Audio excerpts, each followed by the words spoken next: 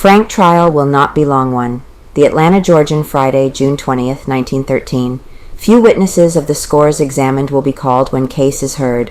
That the trial of Leo M. Frank will take a much shorter time than is generally thought was indicated in a statement by Judge L.S. Roan. The judge said the greatest difficulty and almost as great a length of time would be consumed in drawing a jury as in the hearing of the case. He said the actual taking of evidence might not consume more than a day.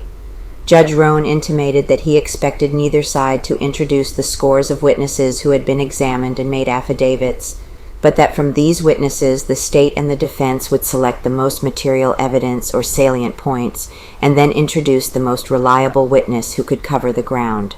For instance, 8 or 10 different persons might be able to testify on some different minor points, while there would be one witness who could testify to the same thing the different witnesses could. This witness, he thought, would be the one to go on the stand, and the others would not be summoned. Affidavits are plentiful. As a matter of fact, it is known that only a comparatively small number of the witnesses examined by the solicitor will be introduced at the trial. In the course of his investigation, he secured an affidavit from almost every employee of the pencil factory. While he questioned them closely and had each sign an affidavit, he found little that threw any new light on the case. He examined them, he said, to be sure that he would overlook nothing that might have been missed at the coroner's inquest or by the police. Only a very few of these witnesses knew anything that could be used at the trial, he said, and it was very doubtful whether they would be called. Scores were questioned.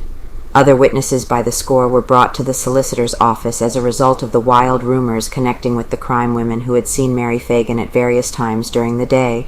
The result of these affidavits was only to establish the fact that they knew nothing of the crime, and in the greater number of instances they did not know Mary Fagan.